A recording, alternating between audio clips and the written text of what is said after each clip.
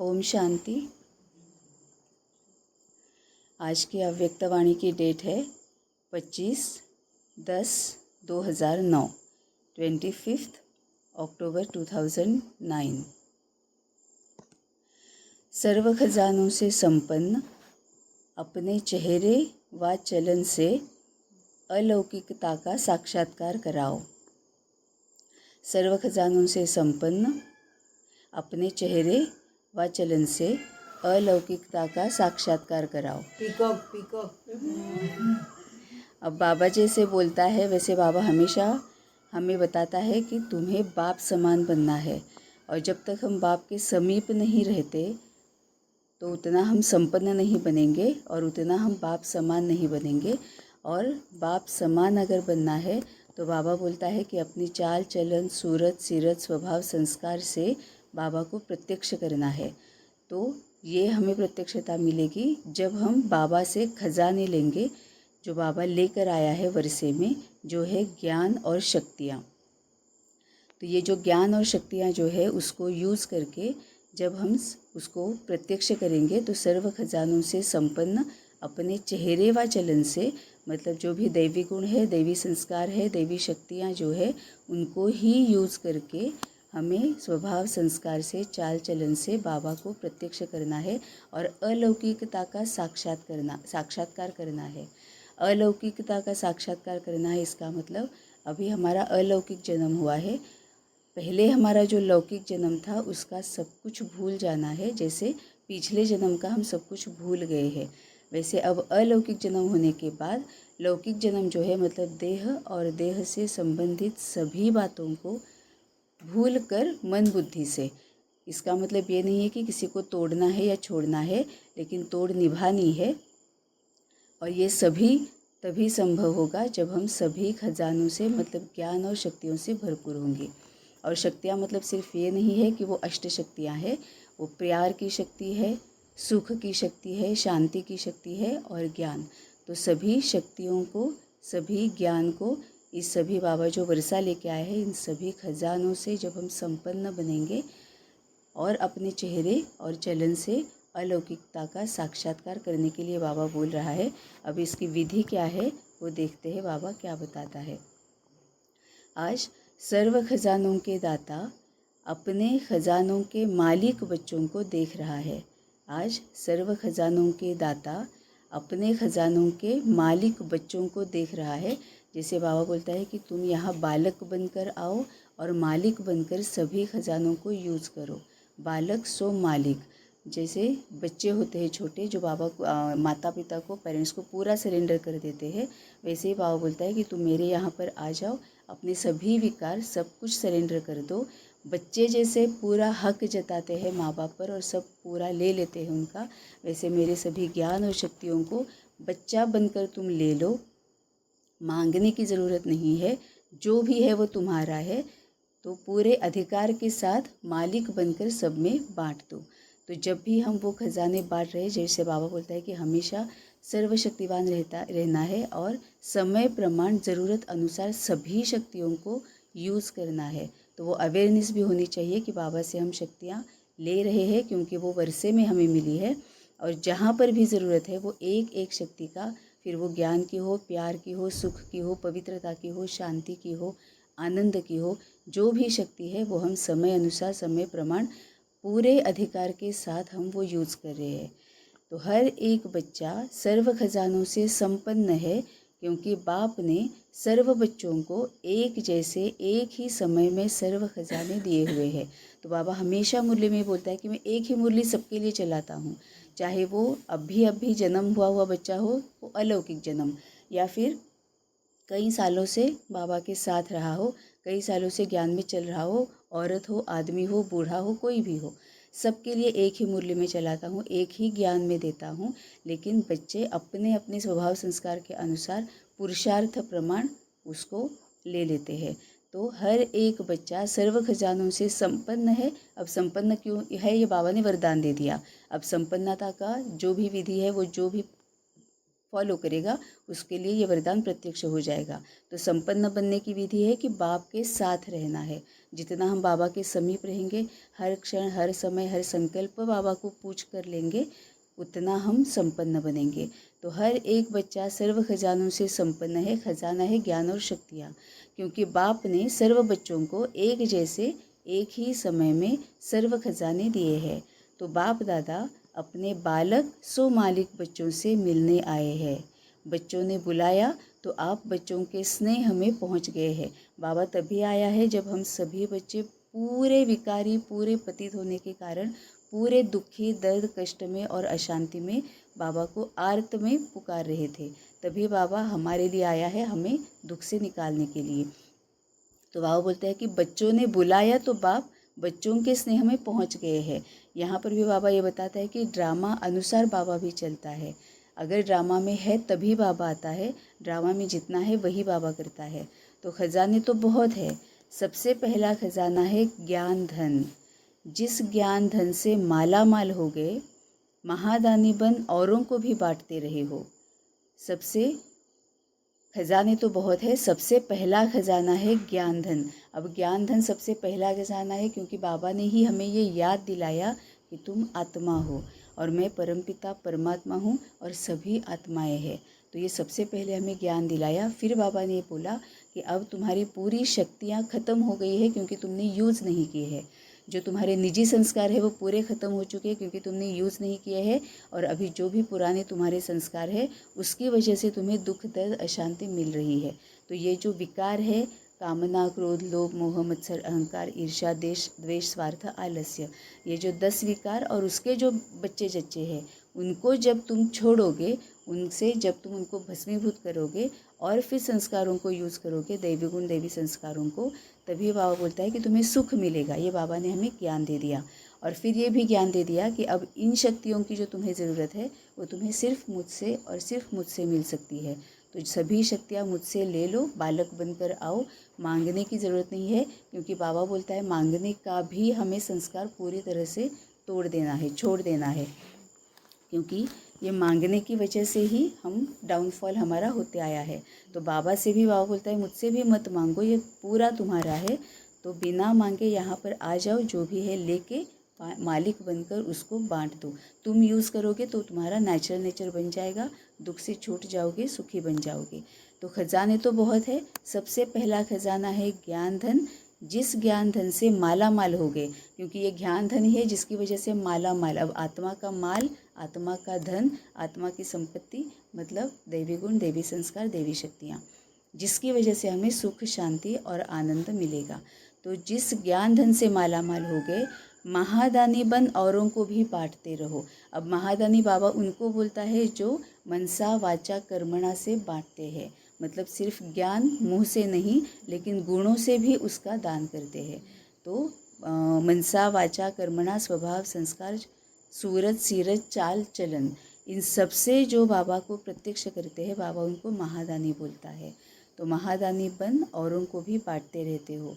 जिस ज्ञान के खजाने से भिन्न भिन्न बंधनों में फंसी हुई आत्मा उन सब बंधनों से मुक्त हो गई। इसे सबसे ब्यूटीफुल एग्जाम्पल है, मृत्यु के बंधन में हमने अपने आप को डर की वजह से बांध के रखा था। लेकिन जैसे ही ज्ञान की क्लैरिटी हो गई कि मृत्यु मतलब क्या है, मृत्यु हमारे लिए कोई भी नया नहीं है। कितने ही जन्म, जितने जन्म हमने लिए हैं उतनी बार हमने मृत्यु हमारी हुई है, मतलब शरीर को हमने छोड़ा है। और वो भी बाबा ने बताया कि मृत्यु के समय पे हमारी स्थिति कैसे होनी चाहिए, अंतमति सोगति, और फिर मृत्यु के बाद क्या होता है। ये जब पूरी क्लैरिटी आ गई तब जैसे मृत्यु का हमारा डर जो है, बंधन जो है ख़त्म हो गया। वैसे ही बाबा बोलता है कि ज्ञान के खजाने से भिन्न भिन्न बंधनों में फंसी हुई आत्मा उन सब बंधनों से मुक्त हो गई। जैसे देह और देह से संबंधित बातों में हम फंस जाते हैं कि मेरा बेटा है फिर भी मुझे उल्टा सुल्टा बोलता है, फिर भी मेरी रिस्पेक्ट नहीं करता है। लेकिन जब पता चल गया कि वो बेटा है, वो सिर्फ इसीलिए क्योंकि पिछले किसी कर्मों की वजह से इस रिश्ते में आया है, लेकिन उसके आत्मा की जर्नी अलग है, हमारी आत्मा की जर्नी अलग है। तो उसके वो अपने कर्मों के अनुसार वो अपने नसीब लेके आया है, और हमें माँ होने का जो ड्यूटी और रिस्पॉन्सिबिलिटी, कर्तव्य और जिम्मेवारियाँ हैं, उसको करते हुए, उसको निभाते हुए उसको गाइडेंस देना है, उसको सही रास्ता बताना है, बाकी सब कुछ छोड़ देना है। मतलब अपेक्षाओं के बंधन में भी अपने आप को रखना नहीं है। ये जब ज्ञान की क्लैरिटी हुई तो ऑटोमेटिकली एक एक बंधन से हम मुक्त हो गए। तो जिस ज्ञान के खजाने से भिन्न भिन्न बंधनों में फंसी हुई आत्मा उन सब बंधनों से मुक्त हो गई। शरीर के बंधन से मुक्त हो गए, देह और देह के रिश्तों से मुक्त हो गए, मृत्यु के बंधन से मुक्त हो गए, तो बंधन युक्त से बंधन मुक्त हो गए। साथ में योग अर्थात याद का खजाना, जिससे अनेक शक्तियाँ प्राप्त की है। अब यहाँ पर योग के भी बाबा कई सारी युक्तियाँ और विधियाँ बताता है। तो योग, साथ में योग अर्थात याद का खजाना, जिससे अनेक शक्तियाँ प्राप्त की है। सबसे पहले तो मैं आत्मा हूँ और परमपिता परमात्मा मेरा बाबा है, ऐसे ही धारणा द्वारा सर्व गुणों की अनुभूति अर्थात खजाना मिला है। साथ में धारणा की शक्ति से सर्व के स्नेह की शक्ति, सर्व के प्यारे और न्यारेपन की शक्ति का खजाना प्राप्त किया, सर्व के स्नेह का खजाना अनुभव किया। इसका ही मतलब बाबा और दूसरे वर्ष में बोलता है कि पहले स्वराज्याधिकारी बनो तो विश्व कल्याण करो, तो विश्व कल्याण और विश्व राज्याधिकारी बन पाओगी, राज्य भाग्य मिल जाएगा। वही बाबा बोल रहा है कि साथ में धारणा की शक्ति से सर्व के स्नेह की शक्ति, सर्व के प्यारे और न्यारेपन की शक्ति का खजाना प्राप्त किया, सर्व के स्नेह का खजाना अनुभव किया। साथ में सर्व ब्राह्मण संबंध से अपार खुशी का खजाना अनुभव किया। लेकिन सर्व खजानों के साथ जो विशेष खजाना है वह है संगम के समय का खजाना। सर्व खजानों के साथ जो विशेष खजाना है वह है संगम के समय का खजाना। जिस आत्मा को समय के खजाने का महत्व है वह सदा अनेक प्राप्तियों के मालिक बन जाते हैं, क्योंकि संगम युग का समय बहुत छोटा है लेकिन समय से प्राप्तियां ज़्यादा है। क्योंकि संगम इसके लिए बहुत ज़्यादा इम्पॉर्टेंट है क्योंकि वो हमारा ब्राह्मण स्वरूप है। और ब्राह्मण स्वरूप ये है कि जहाँ पर हम त्रिकालदर्शी है, त्रिनेत्री है, त्रिलोकीनाथ है, सब कुछ हम जानते हैं। कोई भी बात ऐसी नहीं है जिसको हम जानते नहीं है। हम खुद के लिए भी अगर कुछ भी सामने आता है या औरों के लिए भी कुछ भी अगर हम सुनते, देखते या पढ़ते हैं तो हमें उसका कारण भी पता होता है, निवारण भी पता होता है। तो एक भी बात ऐसी जो देवी देवताओं को भी जो पता नहीं है, क्योंकि उस वक्त भी ज्ञान की क्लैरिटी नहीं है, बाबा का पता नहीं है, ज्ञान पता नहीं है। इसीलिए संगम युग ही ऐसा है कि जिसमें हमें सब कुछ पता है। इसलिए बाबा बोलता है कि सर्व खजानों के साथ जो विशेष खजाना है वह संगम के समय का खजाना। मतलब ये जब खजाने बाबा बोलता है तो नशा ज़्यादा बढ़ जाता है कि हम कौन है, किसके बच्चे हैं, और कोटों में से कोई और कोई में से कोई है, तो कितने भाग्यशाली है, सौभाग्यशाली है, सौभाग्य हमारे साथ है। तभी बाबा बोलता है कि जिस आत्मा को समय के खजाने का महत्व है, क्योंकि जैसे बाबा बोलता है कि अभी नहीं तो कभी नहीं। कई बार ऐसे होता है कि हाँ देख लेंगे, कर लेंगे, हो जाएगा, बाबा कर लेगा, लेकिन उसमें भी बाबा बोलता है कि सबसे पहले तो अपने आप पर भरोसा होना चाहिए, फिर बाबा पर और फिर ड्रामा पर, कि शायद ड्रामा के अनुसार अभी मेरा समय नज़दीक नहीं आया है, लेकिन अपने आप पर भरोसा है कि मैं करूँगी, जो भी बाबा बोलेगा वो मैं करूँगी या मैं करूँगा।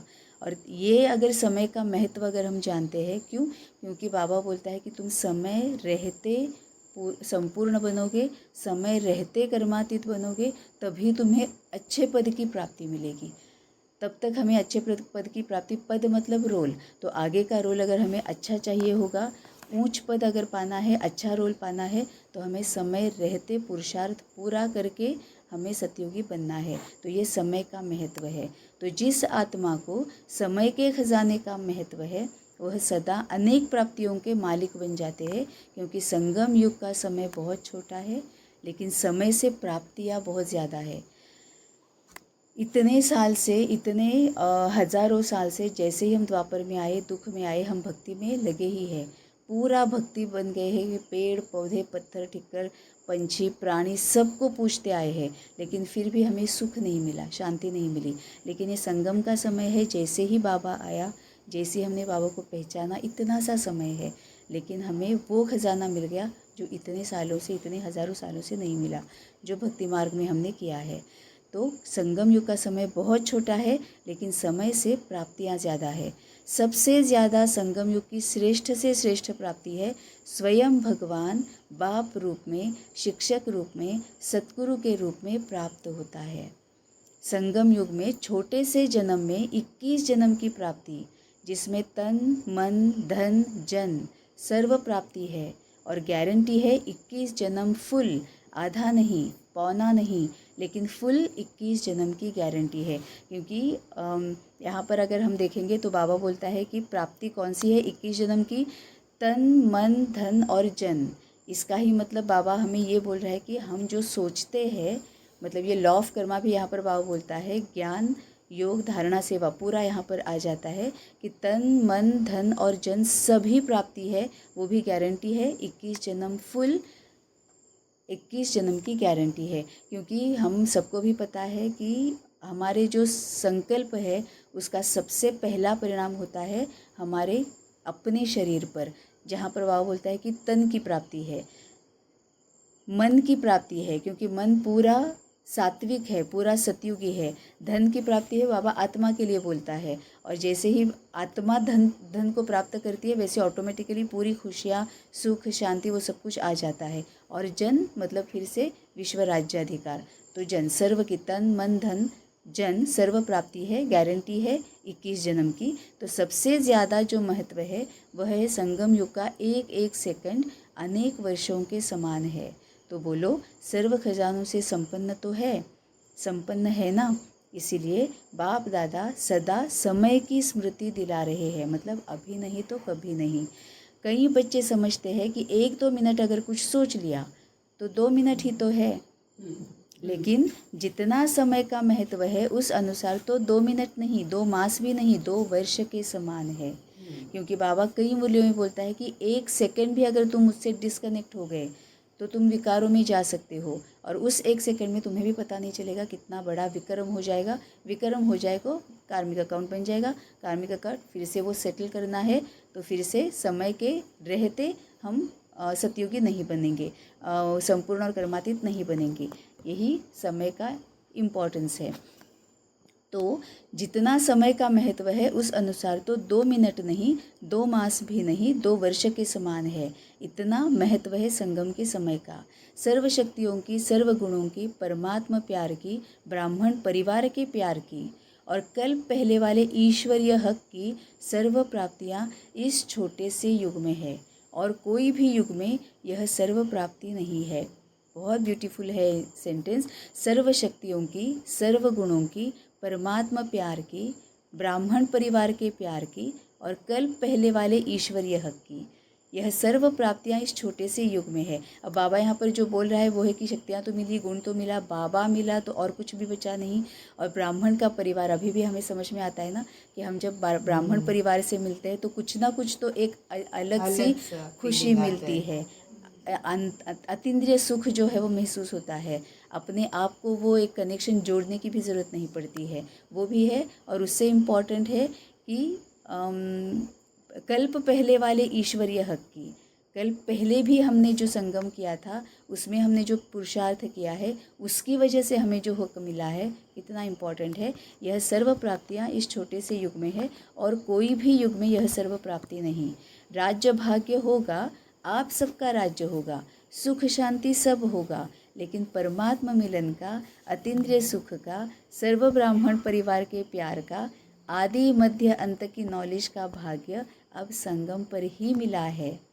हर कल्प मिलता रहेगा। मतलब ये इतना इम्पॉर्टेंट है। जैसे बाकी भी होते हैं ना कि 1-2 दिन भी अगर हम किसी के साथ हैं जिनको हम बहुत चाहते हैं लौकिक में, तो उनके साथ है तो एक एक सेकंड भी पूरा एंजॉय कर लो।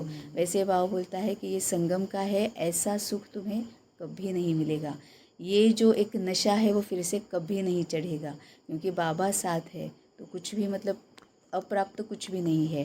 तो बाबा बोलता है इसका नशा, इसको यूज़ करो, इसका महत्व जानो, इस नशे में रहो और अपने आप को चेंज करते रहो। बाप दादा हर बच्चे के चेहरे से देखते हैं कि ख़जाने जमा कितने हैं। बाबा चेहरे से देखते हैं कि ख़जाने जमा कितने हैं। ख़जाने तो मिले, अब ये निशानी बाबा बोल रहा है कि हमें अपना अपना चेहरा देखना है कि मेरा चेहरा खजानों से भरपूर है या कैसा है। तो खजाने तो मिले, लेकिन हर एक ने कितना जमा का खाता बढ़ाया है वह हर एक के चेहरे से, चलन से दिखाई देता है। और आप सब भी अपने आप को जानते हो कि मैंने कितना जमा किया है।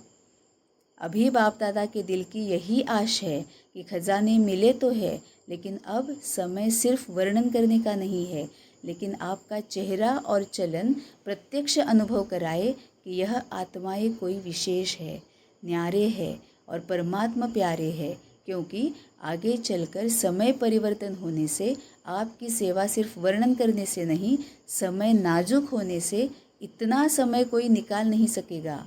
लेकिन आपके खजाने संपन्न चेहरे से, आपके खजाने संपन्न चेहरे से, चलन से आपकी अलौकिकता का दूर से ही साक्षात्कार होगा। इसका दी बेस्ट एग्जाम्पल है कोरोना।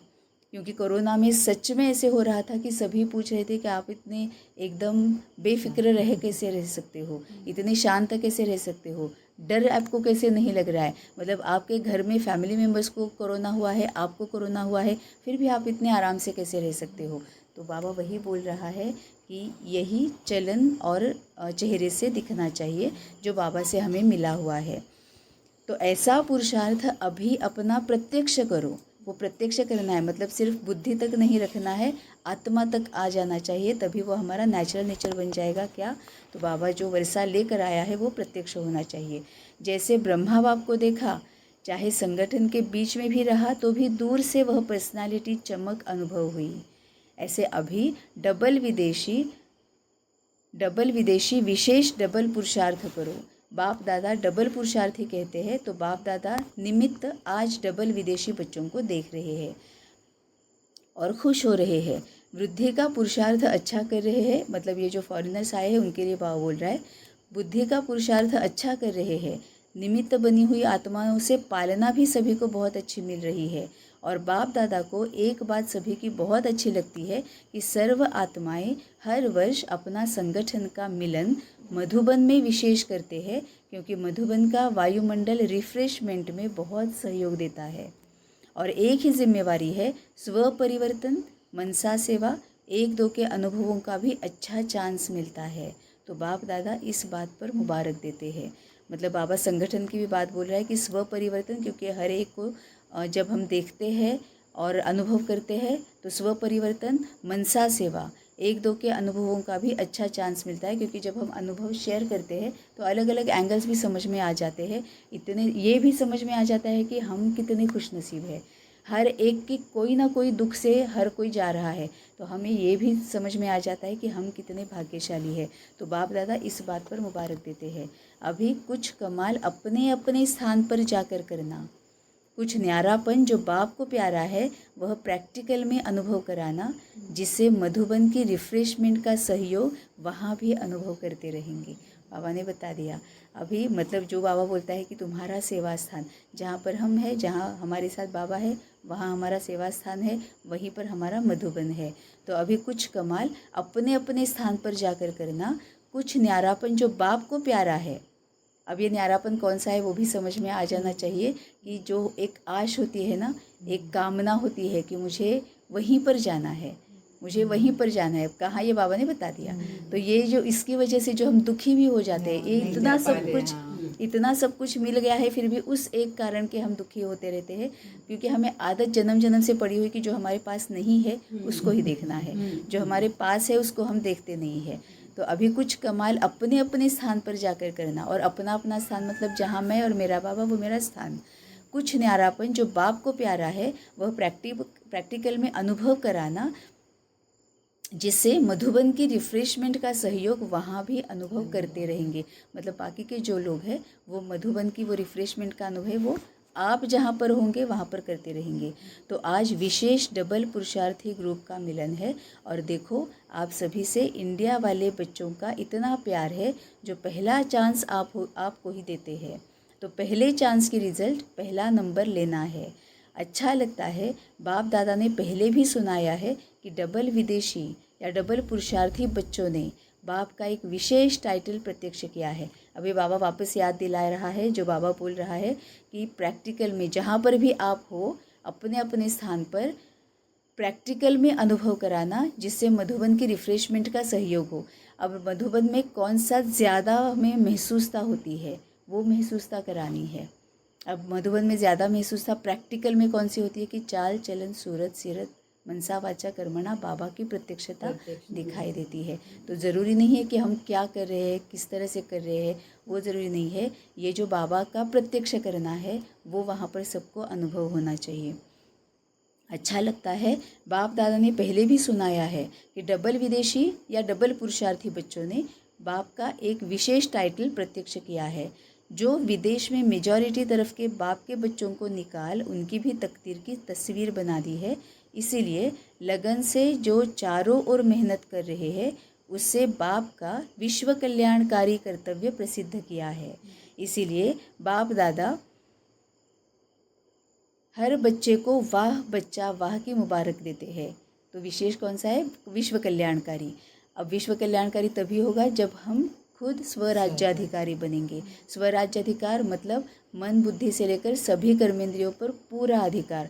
मतलब वही मैं देख रही हूँ जो मैं देखना चाहती हूँ, वही सुन रही हूँ जो सुनना चाहती हूँ। ऐसे नहीं कि आंखें जो भी है देख रहे हैं, कान जो भी है सुन रहे, वही सुन रही हूँ, वही देख रही हूँ, वही पढ़ रही जो बाबा मुझसे कराना चाहता है। मन बुद्धि भी कोई भी संकल्प नहीं, व्यर्थ नहीं, नेगेटिव नहीं, जो बाबा बताना चाहता है पूरा बाबा के रास्ते पर। तो अच्छा लगता है, बाप दादा ने सुनाया डबल विदेशी का डबल पुरुषार्थी बच्चों ने बाप का विशेष टाइटल प्रत्यक्ष किया है, जो विदेश में मेजॉरिटी तरफ के बाप के बच्चों को निकाल उनकी भी तकदीर की तस्वीर बना दी है। इसीलिए लगन से जो चारों ओर मेहनत कर रहे हैं उससे बाप का विश्व कल्याणकारी कर्तव्य प्रसिद्ध किया है। इसीलिए बाप दादा हर बच्चे को वाह बच्चा वाह की मुबारक देते हैं। तो हमें अपना अपना चेक करना है कि क्या हम विश्व कल्याणकारी है। अभी भी जैसे भारत में कोने कोने में संदेश देने की सेवा चलती रहती है, ऐसे वहाँ भी उमंग उत्साह है कि रहे हुए देश में संदेश दे दे, क्योंकि समय पर कोई भरोसा नहीं। बाप दादा ने पहले ही कहा है कि अचानक क्या भी हो सकता है, इसलिए संदेश देने का व अपने प्रोग्रेस का अभी अभी कभी कभी नहीं। बाप दादा ने कहा है कि वास्तव में ब्राह्मणों की डिक्शनरी में कभी कभी शब्द शोभता ही नहीं है, अभी अभी संकल्प किया करना ही है। मतलब जैसे बोलता है बाबा कि अभी नहीं तो कभी नहीं, देखेंगे करेंगे, यह गे का शब्द ही नहीं है। इसीलिए आपकी मम्मा ने भी यही लक्ष्य रखा और सबको याद दिलाया कि अब नहीं तो कब नहीं। तो बाबा ये समय का इम्पोर्टेंस बता रहा है, संगम के समय का। तो डबल पुरुषार्थी बच्चे अभी अभी करने वाले हैं या कभी कभी, जो समझते हैं कि अभी अभी करके दिखाने वाले हैं वह हाथ उठाओ। करना ही है, करना ही है, करेंगे नहीं करना ही है। याद रखना, अपने आप ही अपना चार्ट रखना। और बाप दादा ने पहले ही सुनाया है कि हर रात्रि को बाप दादा को अपने सारे दिन का चार्ट सुनाने के बाद अपना दिमाग खाली करके सोने से आपको नींद भी अच्छी आएगी, और साथ में रोज़ का हालचाल देने से दूसरे दिन याद रहता है कि बाबा को हमने अपना कहा है, तो वह स्मृति सहयोग देती है। कितना ब्यूटीफुली पोता मेल की विधि बताई है। और इसमें और भी एक है, अगर हम समझ रहे हैं कि रात्रि को मतलब सोने से पहले ये करना है, तो फिर भी देहभान का अंश है हमारे लिए। अब रात्र भी है और दिन भी है, क्योंकि वो संगम है। तो जैसे भी कांटा चुभा इमीडिएटली बाबा को बताना है कि बाबा अभी मुझे ना ऐसे ऐसे लग रहा है, बाबा मैंने ये देखा, क्या करना है। तो जैसे ही हमें कांटा चुभता है वो वैसे करना है। तभी बाबा बोलता है कि याद रखना, अपने आप ही अपना चार्ट रखना, क्योंकि हमें ही पता है कि मैंने क्या किया है। हम ही अपने आप को अच्छे से जानते हैं, कौन सा कांटा चुभा है हम अपने आप से झूठ नहीं बोल सकते। तभी बाबा बोलता है कि अपने आप ही अपना चार्ट रखना। और बाप दादा ने पहले ही सुनाया है कि हर रात्रि को बाप दादा को अपने सारे दिन का चार्ट सुनाने के बाद अपना दिमाग खाली करके सोने से आपको नींद भी अच्छी आएगी, और साथ में रोज़ का हालचाल देने से दूसरे दिन याद रहता है कि बाबा को हमने अपना कहा है, तो वह स्मृति सहयोग देती है। क्योंकि क्या होता है कि जब हम पूरे दिन में तो इतना उसके ऊपर सोचते नहीं है कि मैंने क्या किया, क्या नहीं करना चाहिए था, क्या करना चाहिए था, लेकिन जब सोने से पहले या फिर उस वक्त जब भी टाइम मिलता है बाबा को बताते हैं तो अपना अपना समझ में आता है कि मैंने कहाँ गलत किया और मुझे क्या करना चाहिए था। फिर धर्मराजपुरी में जाना नहीं पड़ेगा, दे दिया ना और परिवर्तन कर लिया तो धर्मराजपुरी से बच गए। मतलब यहाँ पर भी बाबा ने कितना ट्रिकी बोला है कि दे दिया ना और परिवर्तन कर लिया ना। तो ऐसे नहीं कि सिर्फ बाबा को दे रहे लेकिन चेंज नहीं आ रहा है। तो बाबा जैसे पुरुषार्थ बोलता है वैसे पहले का जो हमने किया हुआ है उसके लिए फॉरगिवनेस सकाश वो भी करना है। साथ साथ ये भी करना है कि जो रोज़ का रोज़ हम जो खाता बढ़ा रहे कार्मिक बढ़ा रहे कर्म बढ़ा रहे उसको भी फुल स्टॉप लगाना है। तो दे दिया ना और परिवर्तन कर लिया तो धर्मराजपुरी से बच जाएंगे। अभी दूसरे वर्ष देखा तो किसने नहीं है, लेकिन अभी लक्ष्य रखो, वर्ष को छोड़ो। कम से कम जितने थोड़े समय में बाप की जो आश है कि चेहरा दिखाई दे, चलन दिखाई दे, वह जल्दी से जल्दी प्रैक्टिकल में करके दिखाओ। और ये बाबा बोल रहा है 2009 में, अब है 2026। तो बाबा ने तब बोला हुआ है कि अभी दूसरे वर्ष देखा तो किसी ने नहीं है, क्योंकि दूसरा वर्ष पता ही नहीं कि हम होंगे कि नहीं होंगे, तो वो छोड़ो। लेकिन कम से कम जितने थोड़े समय में बाप की जो आश है कि चेहरा दिखाई दे, चलन दिखाई दे, वह जल्द से जल्द प्रैक्टिकल में करके दिखाओ। हिम्मत है तो हाथ उठाओ।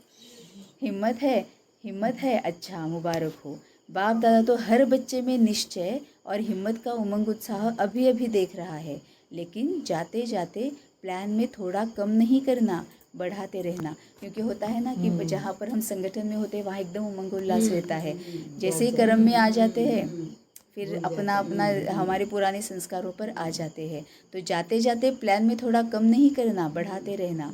बाप दादा ने जो दृढ़ संकल्प की चाबी दी है उनको सदा ही कायम रखना, करना ही है। अभी अभी गे नहीं, वह समय अभी गया, हो जाएगा नहीं, होना ही है। बाप दादा ने डबल पुरुषार्थी का टाइटल जो दिया है उसको सदा याद रखना। बाकी बाप दादा ने रिजल्ट सुनी, बाप दादा ने जो सेवा का प्लान दिया उसमें भारत ने भी कम नहीं किया और विदेश ने भी कम नहीं किया। अब बाबा ने प्लान ऊपर जो बताया वो विश्व कल्याणकारी का बताया है। इस वरदान को मेजॉरिटी स्थानों में उमंग उत्साह से किया है और रिजल्ट भी अलग अलग स्थान की आ रही है। तो बाप दादा चाहे भारत के बच्चों को चाहे विदेश के बच्चों को पदम पदम गुणा प्रैक्टिकल लाने की मुबारक दे रहे हैं। अभी इस वर्ष में विशेष कौन सी बात प्रैक्टिकल में करनी है वह सुना दिया कि अभी आपको जो भी देखे उसको आपके चेहरे पे चमक दिखाई दे। अब चेहरे पे चमक तभी दिखाई देगी जब संकल्पों में चमक होगी। एक एक संकल्प ऐसा होगा जो बाबा को भोग लगा सकते हैं और तभी आत्मा चमक उठेगी और तभी वो अपने चेहरे पर भी दिखाई देगा। क्योंकि हर्षोल्लसित रहते हैं, बेफिक्र रहते हैं, बेगमपुर के बादशाह रहते हैं, पूरा बाबा पर सौंप दिया है, बाबा के पूछ कर रहे हैं। जैसे बच्चे होते हैं ना, पूरा मस्ती में मौज में रहते हैं, तो वही चमक बाबा बोल रहा है। चमक मतलब ये नहीं कि रंग कैसा है, चमक मतलब ये कि पूरा बेफिक्र, पूरा बेगमपुर के, कि जब देखते हैं तो भी शांति की महसूसता होती है कि हाँ इनके पास से कुछ मिल रहा है। बाप दादा ने सुनाया था कि अभी 2 शब्द याद करो, माया को इशारा करो गेट आउट और अपने को गेस्ट हाउस में अनुभव करो। कितना ब्यूटीफुल बोला है। माया को करो गेट आउट और अपने को गेस्ट हाउस में अनुभव करो, जिसको बाबा और भी एक वर्ड यूज़ करता है, ट्रस्टी बनकर रहो। तो गेस्ट हाउस में अनुभव करो। तो यह दुनिया आपकी नहीं है, गेस्ट हाउस है। अब तो घर जाना ही है। घर के नज़ारे मन में बुद्धि में दिखाई दे तो ऑटोमेटिकली घर आया कि आया। आपका एक गीत है, अब घर चलना है। तो यह लहर हर स्थान पर हो, चाहे भारत चाहे विदेश, अब यह अनुभव प्रत्यक्ष करके दिखाओ। अब बाबा ने 2-3 बार बोला है कि हर स्थान हर स्थान हर स्थान, तो समझ लेना है कि बाबा क्या कहना चाहता है। बेहद का वैराग्य, गेस्ट हाउस में दिल नहीं लगती, जाना है याद रहता है। तो यह बेहद का वैराग्य कोई भी प्रकार के मन के संकल्पों को आपस में संगठन के माया के विघ्नों को एकदम समाप्त कर देगा। ओके, सो बेहद का वैराग्य, गेस्ट हाउस में दिल नहीं लगती, जाना है याद रहता है। तो यह बेहद का वैराग्य कोई भी प्रकार के मन के संकल्पों को आपस में संगठन के माया के विघ्नों को एकदम समाप्त कर देता है। यह माया के तूफान आपके लिए तोहफा बन जाएंगे। यह जो छोटे मोटे पेपर आते हैं, यह पेपर नहीं लगेंगे, लेकिन एक अनुभव बढ़ाने की लिफ्ट लगेंगे। गिफ्ट और लिफ्ट समझा? मतलब बाबा बोलता है कि तूफान जो होता है वो तूफान लेकर ही आता है, क्योंकि अगर कोई सामने अगर अहंकारी आत्मा आ गई है, क्रोधी आत्मा आ गई है, आलसी आत्मा आ गई है, तो हमें बाबा ने बोला है कि देखना नहीं है, परखना है। जब भी हम उसके विकार को परखते हैं तो हम क्या करते हैं कि बाबा के साथ जुड़ जाते हैं, आत्मिक स्थिति उपराम साक्षी दृष्टा हो जाते हैं, तो ज्ञान स्वरूप बन जाते हैं कि इसमें ये विकार है। अब उनके विकारों के प्रभाव में नहीं आना है, तो ज्ञान स्वरूप बन जाते हैं तो विकार परख लिया, तो फिर शांत स्वरूप बन जाते हैं। कार्मिक अकाउंट को याद आता है कि मेरे सामने क्यों है, किस कोई कर्म से बंधे हुए हम हैं, तो वो आ गया। पवित्र स्वरूप बन जाते हैं, क्योंकि हमें फिर पता है कि बाबा से शक्ति लेकर उसको भी इसमें से बाहर निकालना है, और इसके साथ जो मेरा कार्मिक अकाउंट है उसको भी ख़त्म करना है। प्रेम स्वरूप बन जाते हैं, क्योंकि रहम दिल बन जाते हैं, क्योंकि हमने उसके विकारों को पहचाना, बाबा की तरह से बन गए कि उसको भी उसके विकारों से निकाल देना है। तभी बाबा बोलता है, क्या बोलता है पता नहीं, तो यह बेहद का वैराग्य, हाँ मतलब देह और देह से संबंधित बंधनों में हमने जो बांध के रखा है उसमें से निकल जाना है। या फिर वो जो है ना पुराने संस्कार की, इसने तो मेरे साथ ऐसे किया था, उसने मेरे साथ ऐसे, पहला सब कुछ भूल जाना है, मतलब बेहद के वैराग्य को। तो बेहद का वैराग्य कोई भी प्रकार के मन के संकल्पों को, मतलब देह और देह से संबंधित जो बातें हैं, अगर बेटा है, पति है, पत्नी है, माँ बाप है, भाई बहन है, तो उनके संकल्पों को भी बेहद का वैराग्य नष्ट कर देता है। बेहद का वैराग्य मतलब आत्मिक स्थिति, मैं आत्मा हूँ, परमपिता परमात्मा, और ये सभी आत्माएं हैं जो अपनी अपनी जर्नी पर जा रहे हैं, लेकिन किसी कर्म की वजह से अभी इस रिश्ते में बंध गए हैं, उसको फिर सिर्फ निभाना है। तो बेहद का वैराग्य कोई भी प्रकार के मन के संकल्पों को, आपस में संगठन के माया के विघ्नों को एकदम समाप्त कर देगा। यह माया के तूफान आपके लिए तोहफा बन जाएंगे, क्योंकि हमारी शक्तियाँ बढ़ रही है, हमारा ज्ञान प्रत्यक्ष हो रहा है, हम ज्ञान को यूज़ कर रहे हैं, शक्तियों को यूज़ कर रहे हैं, तो वो तोहफा बन रहे हैं। यह जो छोटे मोटे पेपर आते हैं, यह पेपर नहीं लगेंगे, लेकिन एक एक अनुभव बढ़ाने की लिफ्ट लगेंगे, क्योंकि बाबा बोलता है अनुभवी मूर्त बनो। अनुभवी मूर्त बनते हैं तो एक एक अनुभव को समझते हैं, क्योंकि अगर छोटा सा भी अगर है कि मैं आज बिल्कुल भी झूठ नहीं बोलूँगी, तो झूठ ना बोलने के लिए क्या क्या करना पड़ता है, अंदर कितना द्वंद्व चलता है। कई बार वो लालच होता है कि नहीं नहीं यहाँ पर मुझे झूठ बोलना है, नहीं नहीं यहाँ पर मैं कैसे साफ साफ बता दे सकती हूँ। तो किस हलचल से जाना पड़ता है, ये अनुभव होता है, तभी हम दूसरों को और ज़्यादा समझ सकते हैं और अकॉर्डिंगली उनको समझा सकते हैं कि देखो ऐसे ऐसे होता है, इतना आसान भी नहीं है। तो हम रहम दिल भी बन जाते हैं कि मेरे लिए आसान नहीं था तो उसके लिए भी आसान नहीं होगा, थोड़ा टाइम लगेगा। ऐसे नहीं होगा कि हल्दी पी लो और गोरी हो जाओ, ये नहीं होगा, थोड़ा सा टाइम लगेगा। तभी बाबा उसको ही रहम दिल बोलता है। बाबा तो 85-90 साल से बता रहा है, अभी भी हम कर ही रहे हैं, तो इसको ही बाप समान भी बोलते हैं। तो यह माया के तूफान आपके लिए तोहफा बन जाएंगे। यह छोटे मोटे पेपर आते हैं, यह पेपर नहीं लगेंगे, लेकिन अनुभव बढ़ाने की लिफ्ट लगेंगे। गिफ्ट और लिफ्ट, समझा? अभी लक्ष्य रखो, बेहद के वैरागी और हिम्मत उमंग उत्साह के पंखों से उड़ते रहो और उड़ाते रहो। अभी उड़ने का समय है, अपने पंख सदा चेक करो, कमज़ोर तो नहीं हो गए। अब ये पंख कौन से हैं? योग और सेवा। इन पंखों को चेक करते रहो। बाप दादा डबल विदेशियों का विस्तार देख खुश है। अभी क्या देखना चाहते हैं? हर बच्चा बाप समान संपन्न और संपूर्ण, सर्व खजानों से संपन्न, और हर श्रीमत जो मिलती रहती है उसमें संपूर्ण। पसंद है? मतलब बाबा क्या चाहता है कि हर बच्चा बाप समान संपन्न और संपूर्ण, सर्व खजानों से संपन्न, और हर श्रीमत जो मिलती रही है उसमें संपूर्ण। पसंद है? पसंद है तो ताली बजाओ। अच्छा, यह ताली हर दिन याद करना, अभी ताली बजाकर भूल नहीं जाना। यह ताली हर दिन याद करना, अपने आप ही मन में बजाना, बाहर से नहीं, मन में बजाना। यह होमवर्क है, तो बाबा ने क्लियरली होमवर्क भी बता दिया कि यह ताली मन में बजाना। अच्छा,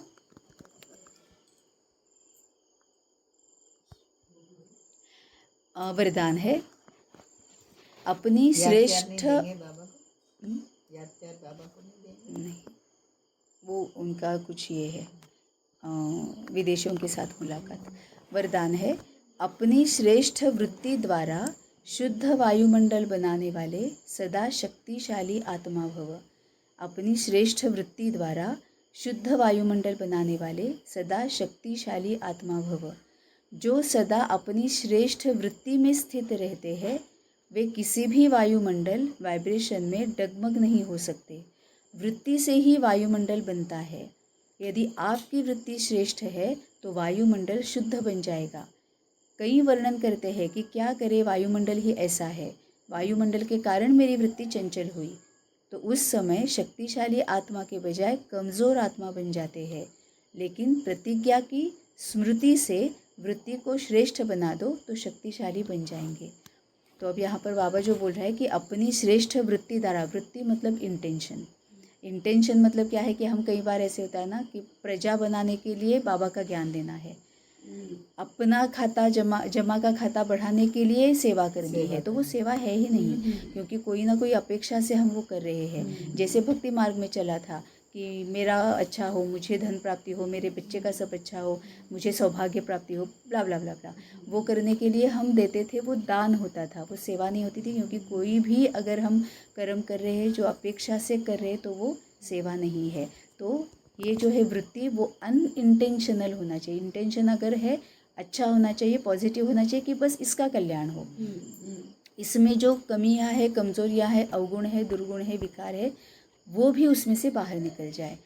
ये जैसे बाबा दान और सेवा का डिफरेंस बताता है, उसमें अंतर बताता है कि दान मतलब क्या होता है, जो हम चाहते हैं वो हम देते हैं, हम जिसको देना चाहते हैं उसको देते हैं और किसी ना किसी अपेक्षा से देते हैं, तो वो दान है।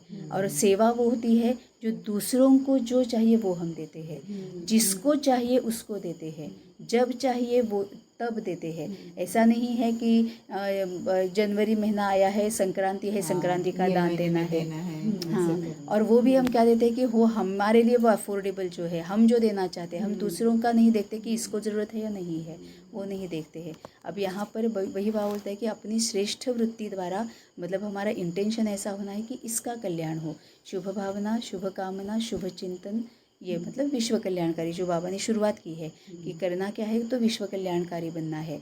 तो अपनी श्रेष्ठ वृत्ति द्वारा शुभ वायुमंडल बनाने वाले, क्योंकि हमारा इंटेंशन अगर अच्छा है तो वायुमंडल ही, क्योंकि वही वाइब्रेशंस जाती है, तो वायुमंडल बनाने वाले सदा शक्तिशाली आत्मा भव, जो सदा अपनी श्रेष्ठ वृत्ति में स्थित रहते हैं। अवस्था भी ऊपर नीचे होती है, स्थित मतलब लंबे समय के लिए उसी स्थिति में रहना, उसको बाबा स्थित रहना बोलता है। तो जो सदा अपनी श्रेष्ठ वृत्ति में, मतलब कल्याणकारी वृत्ति में, शुभ भावना, शुभ कामना की स्थिति में लंबे समय तक स्थित रहते हैं, वे किसी भी वायुमंडल वाइब्रेशन में डगमग नहीं हो सकते, क्योंकि बाबा के साथ कनेक्टेड है, अपने आप के साथ, बाबा के साथ कनेक्टेड है। वृत्ति से ही वायुमंडल बनता है। यदि आपकी वृत्ति श्रेष्ठ है तो वायुमंडल शुद्ध बन जाएगा। कई वर्णन करते हैं कि क्या करे वायुमंडल ही ऐसा है, वायुमंडल के कारण मेरी वृत्ति चंचल हो गई। तो उस समय शक्तिशाली आत्मा के बजाय कमज़ोर आत्मा बन जाते हैं, क्योंकि बाबा के साथ डिसकनेक्टेड है और देह भान में है, देही अभिमानी नहीं है। तो लेकिन व्रत मतलब प्रतिज्ञा की स्मृति से वृत्ति को श्रेष्ठ बना दो। अब प्रतिज्ञा क्या की है कि मुझे विश्व कल्याणकारी बनना है, बाप समान बनना है, तो उस वृत्ति को श्रेष्ठ बना दो तो शक्तिशाली बन जाएगी, क्योंकि ऑटोमेटिकली बाबा के साथ रहेंगे, आत्मिक स्थिति में रहेंगे। तो जैसे बाबा बोलता है कि नष्टो मोहा स्मृति स्वरूप बन जाएंगे, कि कोई भी लोभ नहीं है, लालच नहीं है, मोह नहीं है, कोई भी आशा नहीं है, कामना नहीं है, अपेक्षा नहीं है, सिर्फ कल्याण करना है, अपना भी दूसरों का भी। तो शक्तिशाली बन जाए, क्योंकि सभी वही शक्तियाँ यूज़ करें, ज्ञान की, पवित्रता की, शांति की, सुख की, आनंद की, वही शक्तियाँ यूज़ करें, वही वृत्ति है, वही इंटेंशन है। स्लोगन, गुणमूर्त बनकर सर्वों को गुणमूर्त बनाना ही महादानी बनना है।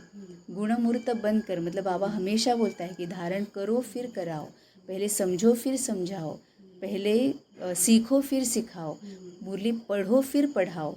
तो गुणमूर्त बनकर मतलब पहले क्या गुण है, कौन से गुण है, कैसे धारण करना है, अनुभवी मूर्त बनकर, गुणमूर्त बनकर सर्वों को गुणमूर्त बनाना ही महादानी बनना है। क्योंकि बाबा जैसे बोलता है कि ज्ञान तो तुम देते हो, मुँह से ज्ञान देते हो, लेकिन अपना जो चाल चलन और ये जो है स्वभाव संस्कार है, उससे भी गुणों को प्रत्यक्ष करना है, तो वही महादानी है। अव्यक्त इशारे, आपस में एक दो के प्रति सच्चा स्नेह हो, इसको ही बाबा ने ऊपर वृत्ति बोला है कि कोई भी अपेक्षा नहीं, सिर्फ शुभ कल्याण। तो आपस में एक दो के प्रति सच्चा स्नेह हो तो स्नेही आत्मा के प्रति कभी अनुमान पैदा नहीं होगा। उसके स्नेह के बोल साधारण होते भी फील नहीं होंगे। उनका हल्का बोल भी ऐसे लगेगा कि इसने अवश्य कोई मतलब से कहा होगा, बेमतलब व्यर्थ नहीं लगेगा। जहाँ स्नेह होता है वहाँ फेथ ज़रूर होता है। तो ब्राह्मण परिवार में एक दो के प्रति स्नेह व फेथ रख संपूर्ण निश्चय बुद्धि बनो, तब ब्रह्मा बाप की आशाओं को पूरा कर सकेंगे। मतलब यहाँ पर बाबा जो बोल रहा है कि रहमदिल बनकर, कि आपस में एक दो के प्रति सच्चा स्नेह हो, मतलब सबसे पहले तो स्वीकार करना है सामने वाली आत्मा जैसे है वैसे है।